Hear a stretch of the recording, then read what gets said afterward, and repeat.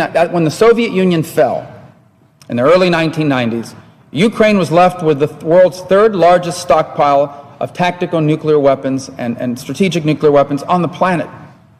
But they signed this agreement with the United States, the United Kingdom, and Russia that basically said, if you give up your nuclear weapons, we, these three countries that signed to this, will provide for your defense and assure you of your defense. And so Ukraine did that. They gave up these weapons. Well, now, this was signed in 1994, 20 years later, one of the three countries that signed that agreement hasn't just not provided for their defense, they actually invaded them. And I want to make a point on this for a second.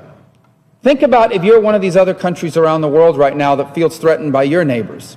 And the United States and the rest of the world are going to you and saying, listen, don't develop nuclear weapons. Don't develop nuclear weapons, South Korea. Don't develop nuclear weapons, Japan. Don't develop nuclear weapons, Saudi Arabia. We will protect you. We will watch out for you. What kind of lesson do you think this instance sends to them?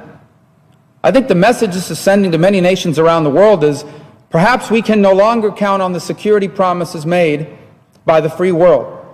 Perhaps we need to start looking out for ourselves.